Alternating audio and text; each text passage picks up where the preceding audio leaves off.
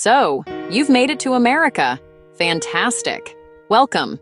You've navigated flights. You've dealt with very confusing paperwork. You've probably discovered that a regular-sized soda here could double as a small bathtub. Now comes the next big boss level, finding a place to live. Right away, you hit a wall, a big, invisible American wall called the credit score. It's this magical number that supposedly tells everyone if you're a responsible human being. People here are obsessed with it. They check it like it's their social media feed. If you're new to the country, your credit score is probably non-existent. You have the credit history of a newborn baby. Suddenly, you feel like you can't even rent a closet. That's when the panic sets in. You start thinking, oh no, they think I'm a risk. They think I'll pay rent in Monopoly money and disappear at night. You imagine landlords seeing no credit history and tossing your application in a shredder. It's a common fear that without that 3-digit number, you're locked out. Many immigrants believe you need perfect credit or citizenship to rent an apartment in the US. That's not always true. You just need to know what landlords look for and how to prepare. Yes, a great credit score is like a VIP concert pass. It helps. But not having one doesn't mean you must sleep on a park bench. It means being smarter and more prepared. You have to play the game a different way. Millions of immigrants, and even young Americans, find places without a long, glowing credit report. They do it every single day. The key isn't the perfect score, it's proving you're the perfect tenant. So, let's break it down. Forget the panic. We can work around the system. Think of this as a strategy guide. We're going to walk through the steps, the documents, the conversations, the mindset. It's about showing a landlord what a credit score can't, that you are reliable, responsible, and ready to be a great neighbor. Replace the missing number with solid, real-world proof. You can do this. You just need the right playbook, and I've got it right here. Before you even start looking at apartments online and dreaming about where you'll put your couch, you need to prepare for battle. In the battle for a rental, your weapons are documents. Assemble an arsenal, a folder so organized and impressive it acts as your substitute for a credit score. It's your "Trust me, I'm awesome" kit. First, a government-issued photo ID. For most immigrants, a passport is perfect. Don't leave home without it. Next, proof of legal status to be in the country. This shows landlords you're allowed to stay for the lease. Visa, work permit, employment authorization document, green card, other USCIS papers. Having these ready shows you're transparent and organized. Landlords worry tenants might have to leave suddenly. These docs reassure them you'll stick around for the lease term. Make clean, clear copies of everything. Then, proof of income. The heavyweight champion. Landlords ask, can this person pay rent on time? You need to answer yes. Best. Recent pay stubs. Last 2 or 3 months. Just started a job? Ask for a formal offer letter on company letterhead. The letter should state position, start date, and salary. That's solid gold to a landlord. No traditional job or paid in cash? Use the last 3 to 6 months of bank statements. Show regular deposits and consistent income. Okay, so you have your folder of documents ready. It looks beautiful, but you still have to address the elephant in the room, the big, fat zero where your US credit score should be. When the landlord asks about it, don't panic or look away. Address it head-on with confidence. You can say something like, I've recently moved to the United States, so I haven't had the opportunity to build a credit history here yet. However, I am very financially responsible. Your honesty will be refreshing. Then, deploy one of the special moves from your no-credit playbook. Make the landlord feel secure. First move, offer more money up front. Money talks. It shouts, I am a low-risk tenant.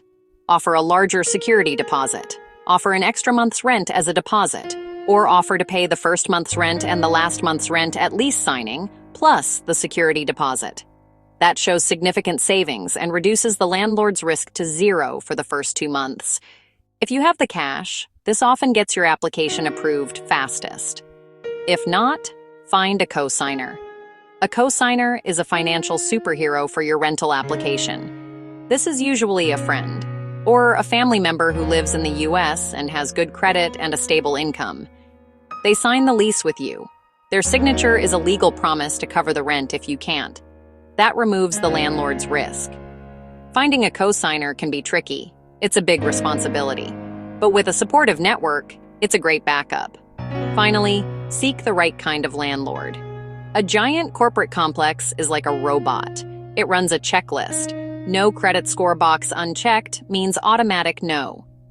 A private landlord who owns 1 or 2 properties is human. You can have a conversation. They're often more flexible and willing to listen.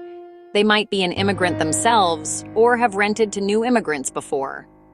They're more likely to be persuaded by your amazing document folder, your offer of a larger deposit, and your honest, responsible personality. Now that you're armed with your documents and your strategies, it's time to find these magical apartments and their understanding landlords. Forget the big, glossy rental websites for a moment. Your best bet is to look where real people connect. Start with Facebook Marketplace, local community groups on Facebook, groups organized by neighborhood or nationality, Brazilians in Boston, Koreans in Los Angeles. These groups are full of people posting apartments for rent. More likely to find private landlords there. People in these groups often help newcomers. Use word of mouth. Don't be shy. Tell everyone you know. Talk to colleagues at work, people at your place of worship, friends you've made, staff at a local immigrant support center. Many great apartments are never listed online. Someone knows someone. A chain that leads to a basement apartment. Check bulletin boards in community centers, laundromats, grocery stores. These are classic spots for smaller landlords to post a simple for rent sign. While you are searching, you must also become a scam detective.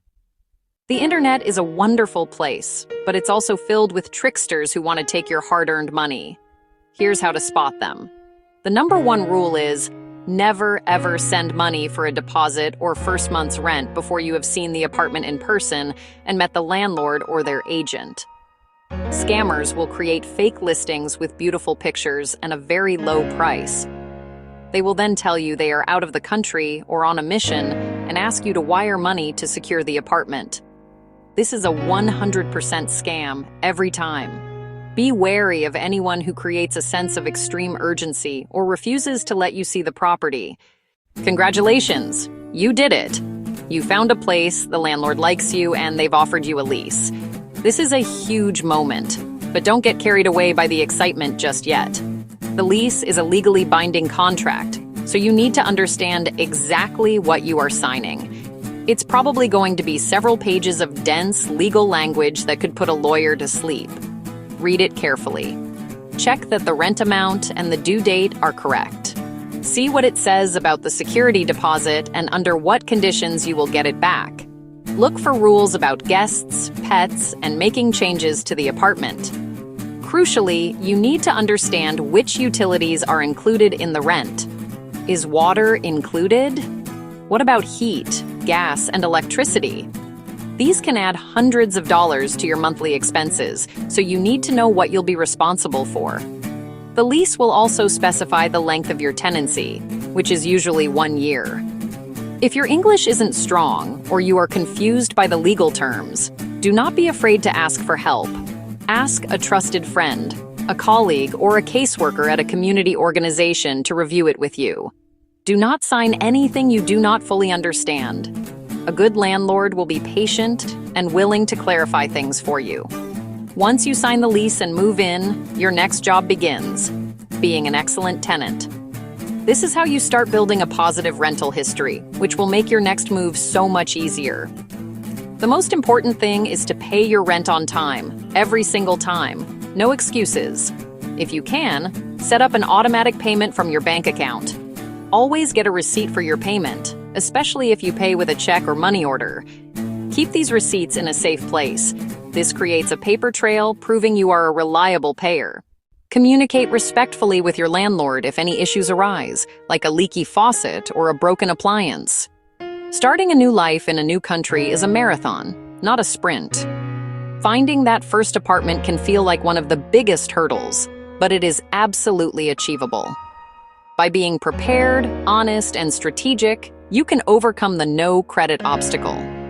Remember to assemble your document arsenal, use the smart plays from the playbook, search in the right places, and always be on guard for scams. Each on-time rent payment is a step toward building a solid foundation in your new home. So take a deep breath, be persistent, and don't give up hope. You are not alone in this, and soon you will have a set of keys in your hand and a place to truly call your own.